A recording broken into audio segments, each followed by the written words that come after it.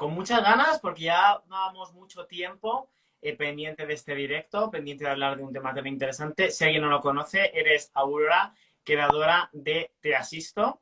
Y para ir al grano, cuenta un poco, ¿qué es esto de Te Asisto? Bueno, pues Te Asisto sale prácticamente de la necesidad de profesionalizar aquellas figuras profesionales, nunca mejor dicho, ¿vale?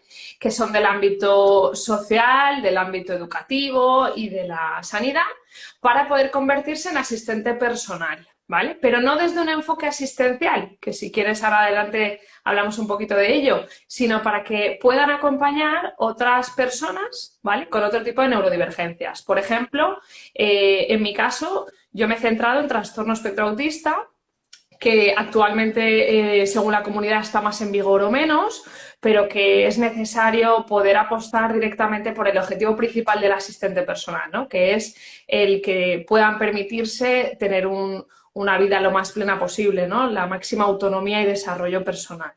Entonces, bueno, no sé si se está entendiendo esto que estoy planteando, pero a grosso modo es una figura que la ley de dependencia recoge y que, como pueden ser muchos profesionales, pues claro, hace falta de alguna manera una especialización que te permita saber qué tienes que hacer. Vamos a ir desgranando poco a poco esto, vamos a ver la ley de dependencia, qué papel juega. Y yo creo que además este vídeo puede llegar a aquellos políticos, políticas que puedan tomar decisiones y que se esté abriendo una ventana ante una necesidad. Antes de hablar de esto, Aurora, cuéntame, ¿cómo surge el proyecto este? Muy bien, pues yo llevo trabajando como terapeuta ocupacional desde hace 15 años. Bueno, por diferentes situaciones, estos últimos años estoy trabajando a domicilio de familias que tienen un hijo o una hija, en este caso con autismo o cualquier otro tipo de trastorno al neurodesarrollo. A principios de la pandemia se empezó a ver que hacía falta manos, conocimientos y demás. Entonces, algunas madres que estaban un poquito más puestas descubrieron que podían solicitar la figura de un asistente personal. Entonces, estuve un año entero acompañando y enseñando a un par de asistentes personales y descubrí que es una figura súper necesaria, súper importante y que acompañada de lo que, en este caso, de mis conocimientos, ¿no? Pues que podía conseguir muchísima autonomía y desarrollo, ¿no? De algún modo, pues bueno, yo iba una vez a la semana, los asistentes están toda la semana, de alguna forma yo les iba marcando un poco las directrices y ellos, al estar todos los días trabajando lo que de algún modo les había planteado, ¿no? Los objetivos de vida independiente, lo conseguían. Entonces me pareció mágico. Dije, bueno, aquí todo lo que yo tardo meses y meses, incluso años en conseguir, una persona que está trabajando en su jornada laboral con este usuario, ¿no? O esta persona, lo consigue en semanas. Entonces eso me motivó tantísimo que dije, bueno, pues vamos a crear algo que consolide esto y que permita que se haga bien, ¿no? Entre otras porque si la gente que trabaja como asistente personal no consigue desarrollar un plan de vida independiente, realmente no estamos cumpliendo lo que en este caso la ley de dependencia exige para que exista esta figura profesional, ¿no? Y que de alguna manera, si está mal planteado o mal hecho, lo único que vamos a hacer es cargarnos esta oportunidad y este recurso, ¿no? Que a día de hoy puede contar con subvención pública. Hay que dejar claro que asistente personal no es lo mismo que asistente social. Por si acaso hay alguien que está un poco ahí despistado o despistada. Vamos a desgranar un poquito más esta figura que yo descubrí enseguida en cuanto abrí tu cuenta, luego fui a unas jornadas y vi esta figura del asistente personal y me quedé sorprendido y creo que va a ser interesante indagar sobre este papel. Te quería preguntar, Aurora, ¿cuáles son las funciones de un asistente personal? ¿Qué profesionales la pueden ejercer? Y si requiere o no de una formación especializada. Muy bien, pues no sé si decir tristemente, ¿vale? Pero tristemente en cada comunidad tiene como una serie de pasos a seguir para poder ejercer, ¿vale? Pero a grosso modo, y también lo que la ética debería de acompañar, es que sean profesionales como técnicos en atención a personas en situación de dependencia, integradores sociales, educadores infantiles, auxiliares de enfermería, ¿no? Así a nivel de ciclos formativos. Y si nos vamos ya a grados universitarios, pues estamos hablando de logopedas, psicólogos, terapeutas ocupacionales, trabajadores sociales, educadores sociales, médicos, enfermeros, pedagogos, pues todos aquellos que desde alguno de sus enfoques profesionales pueden intervenir directamente en personas con neurodiversidad. ¿Vale? Esto en cuanto al panorama de quién puede ejercer. Después, el siguiente paso es que hay dos tipos de asistentes. Los asistentes de menores de edad, de 3 a 17 años, que se llaman PATI, ¿vale? Que es el asistente personal terapéutico infantil, ¿vale? Y después está el de mayores de edad. Claro, tiene dos propósitos muy diferentes. El de menores es como la palabra indica, ¿no? Más terapéutico, pretende rehabilitar, pretende trabajar más con la neuroplasticidad, pretende explotar al máximo todas las capacidades y potenciales, ¿no? Y suelen estar más encauzados a hacer más acompañamiento desde el ámbito educativo, ¿no? En cambio, ya cuando hablamos de mayores, estamos hablando más de inserción laboral, más de autonomía en el domicilio, bueno, que de algún modo, acorde a las edades que tienen, pues bueno, se desarrollen como individuos ya no solamente con ellos mismos, sino con el entorno donde viven, incluso en sus zonas locales, ¿no? Y si pueden llegar a tener una vida laboral, pues mucho mejor, ¿no? No sé si te lo he aclarado lo suficiente. Pues fíjate, yo no conocía estos dos matices, ¿no? En función de la edad y al final pues tiene diferentes funciones y, por ejemplo, se me ocurre con personas mayores, por ejemplo, podría estar dentro de proyectos de vida independiente. Totalmente. Claro, estamos hablando de que si estamos hablando de menores, ¿vale?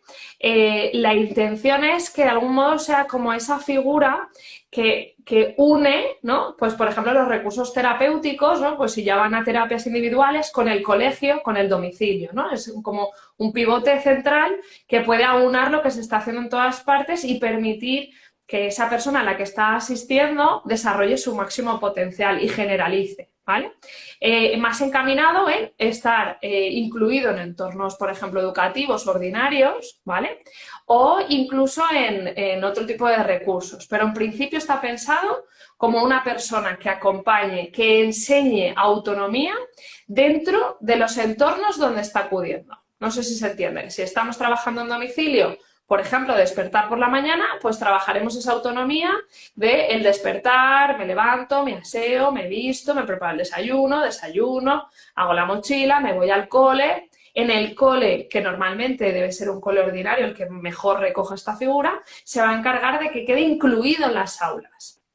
Claro, aquí es importante decir que no sustituye al tutor, no sustituye al PT, ni a la IL, ni al educador, ni a ninguna de las figuras que están incluidas dentro del cole, ¿vale? Sino que lo que hace es acompañar y permitir esos tiempos de adaptación, esos tiempos de regulación, esos tiempos de necesidades particulares por su condición, ¿vale? Ajá. Esto que muchas veces en las aulas entorpece la dinámica del grupo. Y por otro lado, esto va a hacer que haya más adaptabilidad, es decir, si tenemos una persona con necesidades concretas, ¿no? Con unos tiempos o con unos tiempos fuera después de cada X tiempo de trabajo o adaptaciones individuales, el asistente se encarga de acompañarlo, ¿no? De sombrearlo. También en las áreas de autonomía dentro del centro educativo, pues comer en el comedor, ¿no? O a la hora del almuerzo o incluso del juego en el patio, de la inclusión con otros niños, ¿no? Entonces, a ese nivel. Y si estamos hablando ya fuera del cole, ¿no? Pues estamos hablando de que en casa, en las terapias, incluso en el poder ir a comprar, el coger medio de transporte público, bueno, pues en una condición de vida naturalizada, ¿vale? ¿Dónde acudiría esa persona o dónde le gustaría acudir? Y a partir de ahí el asistente se debe encargar de enseñarle a hacerlo. Por eso quería remarcar que cuando estamos hablando de asistente personal en TEA, en este caso, no estamos hablando del asistente personal que conocíamos hasta el momento de movilidad reducida, que es de donde surge la figura, ¿vale? De hecho, tengo que reconocer que me encantaría que se llamara de otra manera, porque realmente no es un recurso asistencial, no es para hacerlo. Siempre se pueden crear nombres nuevos, arriba la creatividad, y porque al final yo siempre digo que las cosas que no se nombran de manera correcta, pues muchas veces luego cuesta mucho más, ¿no? Así que invitamos también a que si alguien se le ocurre algún nombre, pues que contacte contigo y oye, quién sabe si en un futuro pues recibe otro nombre. Te quería preguntar, porque seguramente que mucha gente que está escuchando este vídeo, de la importancia también de la atención temprana relacionado con personas que puedan sufrir autismo. ¿Es fundamental en tu opinión? ¿La atención temprana te refieres a que acudan al recurso de atención temprana? Vale, normalmente el recurso es de 0 a 3 años y el asistente personal aparece a partir de los 3 años. Es un Entonces, complemento. claro, son cosas separadas, ¿vale? Es decir, no tiene nada que ver los recursos terapéuticos, donde digamos, a grosso modo, ¿vale? Los terapeutas nos deberíamos de encargar a analizar el funcionamiento. Es decir, por ejemplo, yo en mi día a día, en una sesión, digo, a ver cómo funciona este cerebro, cómo funciona esta persona, y entonces lo que trato es de buscar herramientas para enseñarle y mecanismos de adaptar el entorno y enseñarle a la familia y al entorno cómo funcionar, ¿vale? Claro, el asistente no se encarga de esto, el asistente se encarga, digamos, de ejecutar lo que yo he dicho que sucede, ¿no? Por ejemplo, si yo determino que este cerebro aprende de una determinada manera y que tiene ciertas necesidades y que además debería de hacer este tipo de actividades para sentirse mejor, yo como terapeuta solo lo hago una vez a la semana, ¿vale? 1 hora a la semana, el asistente es el que se encarga de implementarlo en su vida plena, en su vida cotidiana de todos los días, ¿vale? Entonces, son figuras que no tienen nada que ver. Entonces, un asistente personal nunca debe de reemplazar un terapeuta, sino que lo que hace es coordinarse con ellos y convertirlo e incluirlo. ¿Por qué? Porque además, algo que se está viendo muchísimo y que se conoce, que en los trastornos del neurodesarrollo suelen haber muchas dificultades de generalizar. Entonces, lo que aprenden en una sesión de terapia o en el cole o en otro sitio, luego no se lo llevan a su vida. Entonces yo puedo trabajar, por ejemplo, vestido y desvestido conmigo en alguna parte, ¿vale? En la piscina, o puedo trabajar en su casa, o puedo trabajar en mi clínica, pero si no lo practican a diario en diferentes entornos, puede que no lo aprendan o no lo integren para hacerlo en todos los sitios, ¿no? Entonces, el asistente personal, ¿qué hace? Es una lanzadera directa.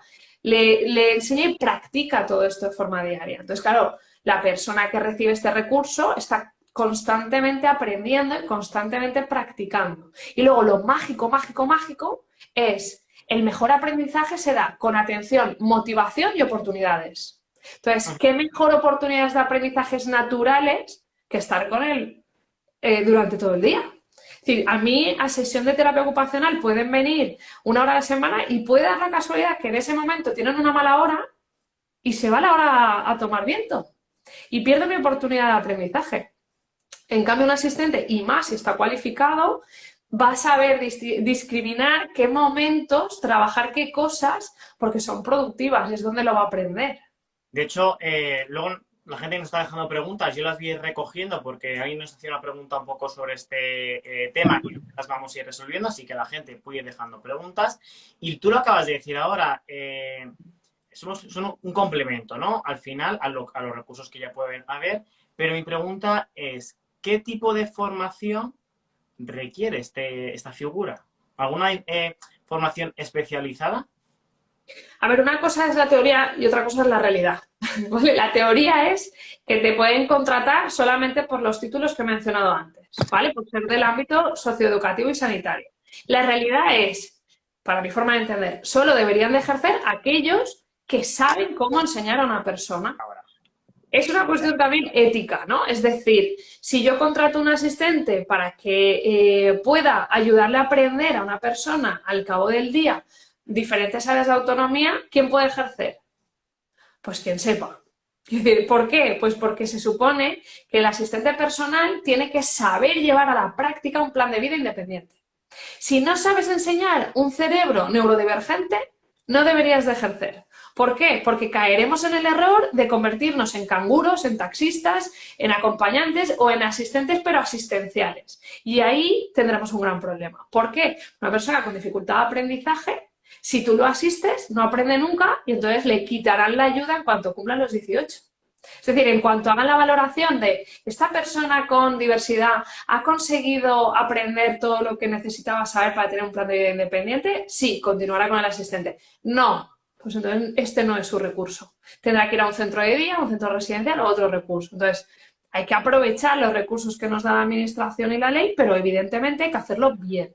Entonces, quien ya sepa, pues a la piscina. Quien no sepa, pues tiene cursos de formación donde se enseña específicamente cuáles son las funciones de un asistente personal y cómo saber enseñar, que a mí me parece fundamental. Creo que quiero remarcar esto que dices de no convertirte en un canguro, no convertirte en un taxista. Es decir, también muchas veces con estas formaciones se aprenden qué funciones realmente son las que debemos desempeñar y cuáles son los límites, porque muchas veces la línea es tan fina que no sabes si eso que te encomiendan debes o no realizarlo. Dices, acabas de hablar de la ley de dependencia, en función de las administraciones. Vamos a ir a ese punto fuerte, ¿no? ¿Cómo recoge la ley de dependencia la figura del asistente personal? ¿Qué comunidad autónoma la tiene mejor desarrollada? Vale, pues la ley de dependencia, que es algo que está establecido a nivel nacional, ¿vale? Delega en las comunidades que cada comunidad dé una vía de acceso, lo cual esto ya hace que cada comunidad tenga su propio marco, ¿vale? Entonces, ¿qué sucede? La ley de dependencia recoge el asistente personal dentro de las opciones del catálogo de recursos que puede dar a las personas que se denomina, ¿no? con dependencia, ¿vale? Muy bien, tenemos, por ejemplo, para que la gente ubique en qué parte de la ley está, puede ser donde solicitas un centro de día, donde solicitas la ayuda de promoción a la autonomía, donde solicitas un recurso residencial, ¿vale? Pues este tipo de recursos, uno de ellos es asistente personal. Ahora, es algo que no está muy madurado, ¿vale? Llevamos más o menos desde el 2001 con el movimiento de vida independiente, que esto se ha movido aquí en España, pero todavía muy de la mano de la movilidad reducida. ¿Qué significa? Que en todas las comunidades donde el plan de vida independiente, ¿no? Donde estén las oficinas de vida independiente, lo tienen más desarrollado que donde no existen. Pero además están planteadas hacia la movilidad reducida, repito, ¿vale? Claro, depende de cada comunidad y de la voluntad de cada equipo de gobierno, esto le da un marco más o menos abierto para otro tipo de necesidades, ¿vale? La Comunidad Valenciana, por ejemplo, ha apostado fuerte por esta figura, aunque repito que se debería llamar de otra manera y lo tendría que haber planteado de otra manera, ¿vale? Pero ha apostado bastante por esta figura y entonces puede solicitarlo a través de la administración pública, en este caso la Generalitat, ¿vale? Y tiene muy claro qué requisitos tiene que tener el profesional, qué tipo de papeleo tienes que hacer. Bueno, los pasos están súper claros. Otras comunidades tienen todo esto como en terreno pantanoso. Es decir, lo pueden pedir, pero necesitan encontrar a aquel trabajador social o aquel profesional de servicios sociales, ¿no? Que realmente se haya empapado de la ley autonómica y les sepa explicar cómo solicitar este recurso. No sé si me explico. Imagínate, vamos a poner un ejemplo. Yo soy una persona que necesita un asistente personal para un familiar, acudo a mis servicios sociales para tramitar la dependencia y le digo a la persona, ¿no? Al trabajador o trabajadora social, quiero este recurso. Aquí, como profesionales de trabajo social, lo que primero tendríamos que haber hecho es estudiarnos la ley, ver qué es lo que dice, en este caso, en la Comunidad de Madrid, y poder plantear el recurso que si existe o no existe. Efectivamente. Claro, lo primero que está sucediendo, que ya va cambiando, quiero decir, la verdad que desde que he creado Te Asisto me siento muy orgullosa porque hemos llamado muchas puertas y ya muchos trabajadores sociales están mucho más puestos, incluso nos llaman y nos preguntan y demás, ¿vale? O sea que invito a que si hay gente de estos recursos que necesita información, me contacte directamente y yo le acompaño a investigar, ¿vale?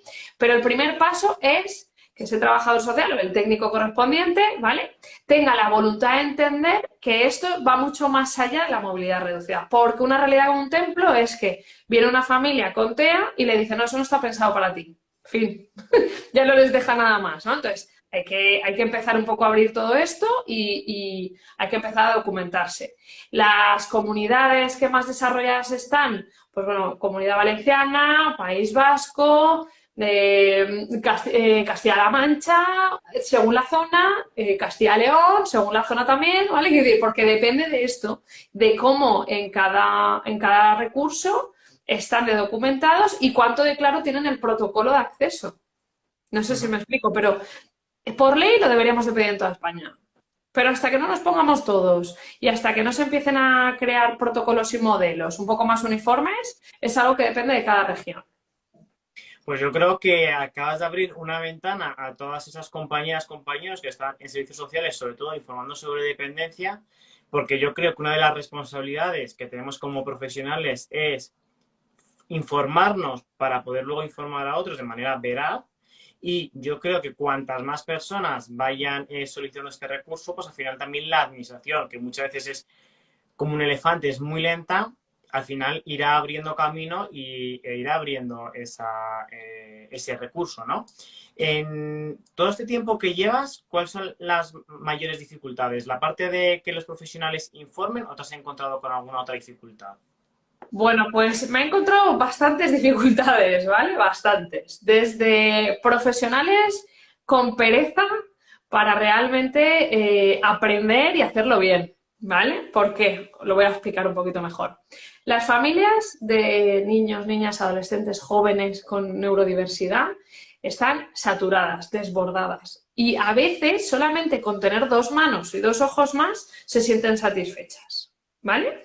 Entonces, claro, hay muchas personas que consideran que con la formación y el título que tienen es suficiente para desempeñar el trabajo. Entonces, el primer punto está en que los señores y señoras profesionales deberían de hacer la introspección, la crítica y la humildad para llevarlos a decir, bueno, yo ya estoy ejerciendo o quiero ejercer y lo quiero hacer bien. Que tomen conciencia de que un trabajo mal hecho significa que la persona a la que están atendiendo perderá el recurso. Que es poca broma, ¿vale? Esta para mí es la piedra más grande del zapato. Claro, en ninguna profesión, ni tan siquiera, por ejemplo, en terapia ocupacional que está basada en la autonomía pura y dura, ¿vale? Te enseñan a cómo enseñar a una persona con dificultades de aprendizaje. Si a esto le sumas ciclos formativos o carreras variopintas que encima no se ve todo esto, pues ya apaga la luz y vámonos. Entonces, el primer reclamo, la humildad y el decir, bueno, este tipo de formación, y ya no hablo de la mía, hablo de cualquiera similar, es una capacitación para hacer las cosas bien, para que podamos seguir reivindicando. Y te voy a explicar una cosa que seguramente no te has planteado. Si un asistente personal trabaja bien, estamos hablando de inclusión real, es decir, de colegio ordinario, público, y estamos hablando de prevención al recurso residencial. O sea, al ¿Vale? final, la carga es muchísimo mejor para ese chaval o chavala. Totalmente, porque estamos hablando de que si desde el principio estamos trabajando bien, esa persona va empapándose y engrandeciéndose, de forma que no va a necesitar recursos, ¿vale?, que lo saquen hacia la exclusión. Porque, aunque quede muy feo decirlo, pero un colegio de educación especial está incluido en su propio centro, pero no está incluido en la sociedad 100%. Muy pocos colegios de educación especial tienen buenos protocolos de inclusión. Entonces, aunque quede muy triste, pero es que el asistente personal puede trabajar en centros ordinarios, trabajar para que esa persona a la que está asistiendo realmente aprenda lo que tiene que aprender, ¿vale? Y al revés, porque esto es bilateral, es decir, un asistente debería de decir, yo le enseño al mundo cómo funcionas tú y a ti te cuento cómo funciona el mundo. Encontrar ese equilibrio que realmente permita la inclusión, ese descubrir de esa persona neurodivergente para que el resto también la reconozcan y la acepten, ¿no? Cuando esto no sucede, que ahora mismo no sucede, por mucho que llamemos inclusión a vivir en un cole ordinario, ¿vale? Cuando esto suceda, estaremos hablando de una sociedad mucho más acogedora, que naturaliza mucho más la diversidad y que evidentemente ya se plantean que tienen un espacio y esto no lo podremos llevar hacia salidas laborales. Justo ahí vamos a entrar y ya luego, si te parece, dejamos también paso a las preguntas que he ido apuntando. 2 preguntas. Si yo quiero dedicarme a este ámbito laboralmente, entiendo que, por ejemplo, me puedo formar con tu curso. ¿Estás viendo que cada vez más familias lo demandan? Y luego, continúo con la pregunta. ¿Cada vez más familias te lo están demandando? Es brutal, brutal, brutal, brutal. Cuando empecé Te Asisto, ¿vale? Conocía con los dedos de la mano, es decir, conocía 3 familias. Ahora mismo, ¿vale? Pues de abril que inauguré Te Asisto, ahora octubre, pues es que no sé si llevo como unas 300 familias. Quiero decir, es abrumador porque evidentemente al dar a conocer el recurso, Las familias dicen, lo han visto como una salvación, un recurso para el cole ordinario, un recurso para que realmente en casa ellos dejen de tener que ser terapeutas, profesores, educadores, padres, madres, quiero decir, amigos, monitores. Entonces, claro, es abrumador. ¿Qué sucede? Que la gente que se forma no se coloca inmediato. ¿Por qué? Pues porque requiere que las familias de las diferentes zonas vayan activando, vayan demandando y hay un proceso de solicitud de esta subvención o incluso por la vía privada antes de la contratación. ¿Vale? Entonces, realmente tú te formas ahora y igual puedes tardar 3 meses en ocupar un puesto. Pero porque en este caso yo considero y lo aconsejo así que el asistente personal no viva a 1 hora de donde vive la familia a la que está asistiendo, ¿vale? Porque es importantísimo que tú puedas ir, volver, manejarte, no que al final le dediques mediodía para llegar a tu puesto de trabajo, ¿no? Entonces, claro, hasta que no despierten todos los trabajadores de todas las zonas donde hay demanda, es un poquito más complicado. Y vamos a empezar con las preguntas, que yo empiezo con la primera que me planteo, es ¿quién paga a este profesional? ¿El recurso público, la administración pública o también se puede a nivel privado de alguna otra manera? Pues a nivel privado es muy sencillo. A nivel privado, una familia puede contratar directamente ellos a través del servicio de contratación, del, ¿cómo se llama? Que lo tengo la punta de la lengua. Bueno, como un régimen general, normal, ¿vale? Un contrato normal. Pero no como asistente personal, porque una persona particular no puede contratar otras figuras profesionales, tiene que contratar personal doméstico, ¿vale?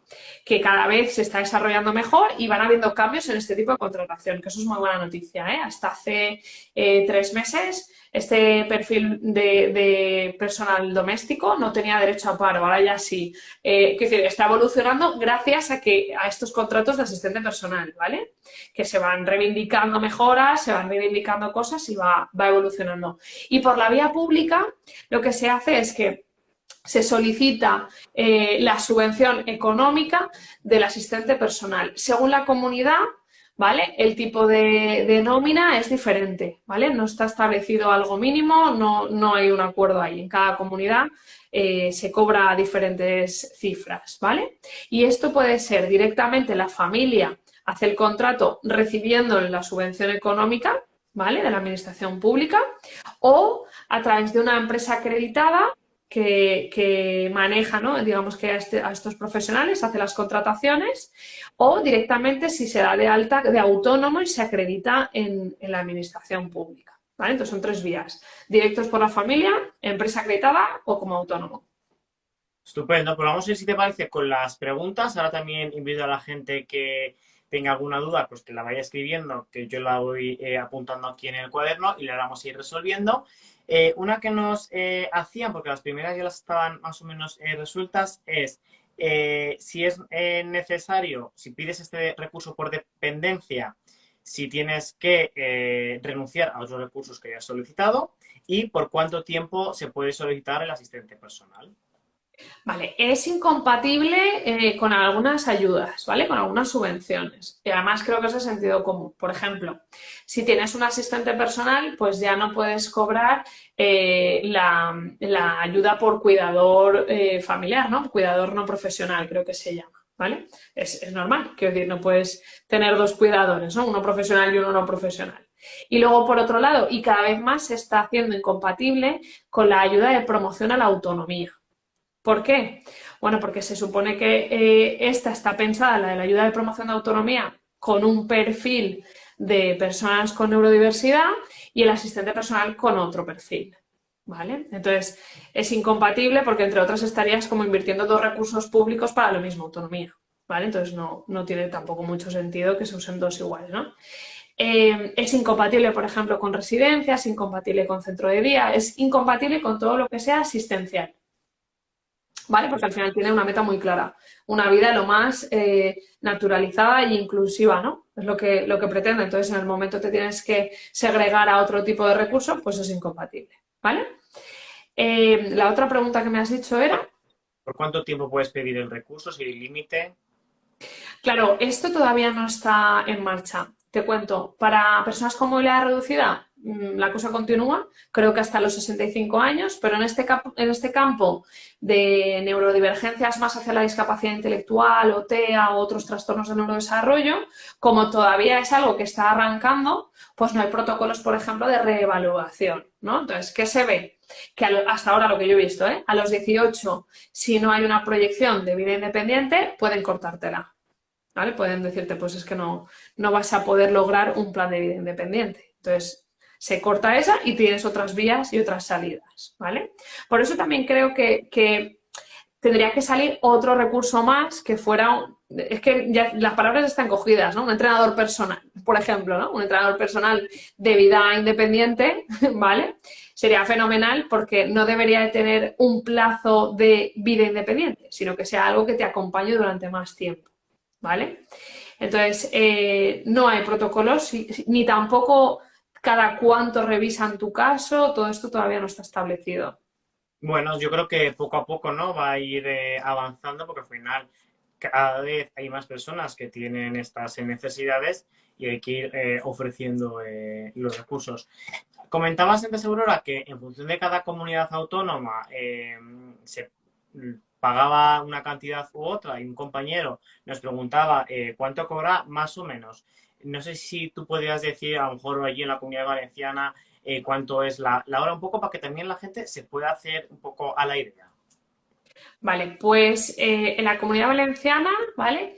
El salario o, digamos, la subvención que recibe una familia puede ser hasta de 2.300 euros, ¿vale? Así hay que quitarle todo el IRPF y todo esto, pero ponte que igual son 1.800, 1.900 la jornada completa. Es verdad que depende de las horas que soliciten. Un asistente puede estar contratado desde horas sueltas a 3 horas, 5 horas, 10 horas, 20, 30 o 40. Sí que es cierto que yo recomiendo que aquellas familias que necesitan una asistencia de 40 horas contraten dos, 20 y 20, entre otras porque no creo que tenga mucho sentido pasar 40 horas en la misma casa con la misma persona. Hay que ser muy honesto. Un profesional que pasa más de 20 horas o más de 30 horas con la misma persona se relaja. Y si te relajas, esto no funciona. Entonces, Totalmente. aparte, muchas profesiones están diseñadas para atender a muchos usuarios, ¿no? En el momento solo estás con uno, llega un momento que dices que me queda corto, no me siento realizada, ¿no? Entonces, si somos un poco honestos, deberíamos decir, bueno, pues si yo soy ese perfil inquieto de que quiero muchos, pues voy a ser asistente de 3 o 4. No me voy a quedar con uno, sino que voy a preferir 4 familias, 10 horas cada familia, o 8 horas, o 7 horas, y fuera, que se puede. ¿Vale? Se pueden contratar varios y una persona puede ser asistente de varios. Vale, vamos. Un poco también podríamos decir que esta figura es igual que está el servicio de ayuda a domicilio y que muchos, incluso municipios, tienen esta figura fuera de la ley de dependencia, es decir, sin que todavía se te haya concedido. También dejo aquí este recurso para aquellos municipios que quieran ser innovadores, que quieran ofrecer un recurso más allá a sus vecinos y a sus vecinas, poder ofrecer la figura del servicio de asistente personal, sin todavía a lo mejor tener ¿no? concedida la dependencia. Vamos con otra pregunta que nos hacen ahora mismo, es ¿la ayuda al cuidador se le paga a la madre, padre o tutor? ¿Podría ser un familiar la figura del asistente? Vale, lo recibe el familiar, el tutor legal, ¿vale? El que representa a esta persona. Y no puede ser, no puede haber consanguinidad, entre otras porque habrían unos chanchullos de la leche. Quiero decir, si somos honestos, sería el hermano mayor que ha estudiado técnico en atención a personas en situación de dependencia, se hace asistente de su hermano pequeño y entonces ya no es que no llegan a ninguna parte, es que ya no es ni serio, ¿no? Entonces, evidentemente no puede ser del mismo familiar. Es cierto que en mi curso aterrizan muchos profesionales que tienen hijos con neurodiversidad, pero su aspiración es ser asistente de otra persona, ¿vale? Y a mí me parece muy chulo y muy rico, ¿no? Porque además tú tienes la experiencia previa de tener a tu familiar y eso te da una sensibilidad, te da unos conocimientos y una experiencia que no te da otra cosa, ¿vale? Y además, bueno, pues lo conviertes en tu labor, ¿no? En tu jornal, en tu nómina, en tu profesión. Mira, justo lo que dicen, ¿no? Al final es una figura profesional, ¿no? Que no debemos confundirlo. Claro, y disculpa un segundo que te diga, que antes lo has dicho muy bien, hay que empoderar a los asistentes. ¿Por qué? Porque hay familias que desconocen esto completamente y de repente ven una persona más en casa, lo incluyen casi como uno más, le ponen las pantuflas con todo su amor, ¿vale? Le dan la comida también y entonces en 4 días tienes ahí una persona más en esa familia que se ha convertido en una ocupa, ha dejado de ser un profesional, ¿vale? Y entonces la familia empieza a pedir cosas colaterales como, pues podrías limpiar el polvo, pues podrías barrer, pues podrías poner la lavadora. Bueno, a ver, soy asistente personal y tengo que tener muy claro qué estoy haciendo dentro de esa casa. Entonces, algo que también se debe de enseñar y aprender es la relación con el usuario, la relación con la familia, la relación con otros profesionales, la relación con el cole, con el trabajo, etc, etc, ¿no? Creo que es importantísimo, si no se pierde el norte completamente. Bueno, yo creo que has hecho una exposición muy amplia, ¿no? De esta nueva figura, que yo creo que al final cada vez se va a ir demandando más. Ya no por un lado, porque las familias lo van conociendo y van a ir a las instituciones, y al final las instituciones, aunque tarden, se van a tener que poner al orden del día de estas necesidades. Y un poco para ir resumiendo, si te parece, es que con nosotros, los trabajadores, trabajadoras sociales, tenemos un deber que es formarnos e informarnos de este recurso, porque nunca se sabe cuándo van a venir a solicitarnos información, y yo creo que al final, como tú has dicho durante el vídeo, tenemos que ser leales, ¿no? También con la profesión y explicarlo. Aquellas personas que quieran ampliar sus conocimientos, su formación, porque efectivamente en la carrera a lo mejor pues no se ha visto todo lo que supone, pues tienen el curso desde tu web, que es un curso que sueles hacer puntualmente, ¿verdad? Sí, es un curso que son 260 horas. Actualmente tenemos acreditación universitaria a través de la Universidad de Distancia de Madrid, ¿vale? Es online y, bueno, pues más o menos dura entre 2 meses y medio, 3 meses, dependiendo de si hay vacaciones, ¿vale? Pero ahora, por ejemplo, empezamos esta semana y acabamos el 15 de enero. Entonces, está puesto de alguna manera organizado para que las personas ya trabajen o tengan otras ocupaciones, puedan ir formándose, ¿vale? Tiene una carga de autogestión de cada alumno, ¿no? Donde se va descargando y viendo el material, y otra parte que son clases online presenciales, ¿no? En directo, vaya. Y que ahí de algún modo vamos complementando toda la parte práctica y toda la parte que hace falta contarla, ¿no? Entonces es importantísimo que los trabajadores sociales que quieran ejercer se formen, entre otras, porque si no al final ese pie a tierra de trabajo empezamos como a hacer esta invasión profesional que no es lo que deberíamos hacer, ¿no? Y más dentro de una figura que nos han abierto un abanico de muchos profesionales pudiendo ejercer, ¿vale? Entonces, ya hay colegios, por ejemplo, de terapeutas ocupacionales que están en contra de la figura del asistente personal por una cuestión de esto, de hacer ese trabajo de, tú vienes de esta carrera que se supone que tienes otras competencias y ni te formas ni haces nada y ahora de repente te conviertes en el entrenador de autonomía. Entonces, claro, seamos honestos, seamos compañeros, seamos éticos y hagamos las cosas con filosofía y bien, ¿no? Entonces, me parece muy básico que todas las profesiones que no están vinculadas directamente con la autonomía se especialicen y vayan de la mano de otro profesional que sí, porque si no acabamos haciendo cada churro. Y al final está en juego la vida de las personas, y eso creo que nunca hay que olvidarlo. Pues muchísimas gracias por este tiempo, por habernos abierto, no una ventana, una puerta, yo creo, a un nuevo ámbito, a una salida profesional, yo creo que muy interesante. Y bueno, también muchas gracias a la gente que ha estado siguiendo el directo, que han hecho sus preguntas, que han estado dando su valoración sobre este recurso. Y para mí ha sido un placer tenerte. Me preguntaban antes, ¿se va a quedar el vídeo grabado? Pues yo creo que sí, ¿no? Venga, yo por mí encantada. Y me quiero despedir diciéndote una cosita. Me quiero despedir diciéndote la experiencia de trabajadores sociales formándose y metiéndose en este ámbito, ¿vale? Eh, Estupendo. bueno, no es una super experiencia porque no llevo tanto tiempo con ello, ¿vale? Pero sí que es cierto que muchos trabajadores sociales estudian este grado con una perspectiva o una voluntad de estar en el pie a tierra, ¿vale? De estar en el día a día de personas en riesgo de exclusión y entre otros muchos, ¿no? Dentro de la neurodiversidad. Y para los trabajadores sociales esta es una realidad muy palpable de ese pie a tierra de inclusión. Entonces, es como un chute de motivación, decir, ah, pues mira, sí voy a poder ejercer y estar en proyectos donde esté trabajando puro y duro la inclusión. Así que ahí lo dejo. Y muchísimas gracias, Víctor, por tu tiempo y tu voluntad de dar a conocer esta salida, que apuesto muchísimo por ella y cualquier persona que tenga alguna duda o quiera comentarme algo, estaré encantada de atenderos. Pues gracias a ti, yo creo que con este chute de energía despedimos el directo. Lo dicho, lo guardaré, lo editaré y lo subiré a redes esta semana. Lo compartimos en nuestros perfiles de Instagram para aquellas personas pues, que no hayan podido ver o aquellas personas que tengan alguna duda de lo que hemos estado hablando lo puedan volver a ver. Y yo creo que muchas personas se van a poner en contacto contigo y aquellas personas que en sus manos esté poder dar un empujón a este recurso, pues al final decir que todo lo que sembremos hoy será el fruto del día de mañana. Así que muchísimas gracias.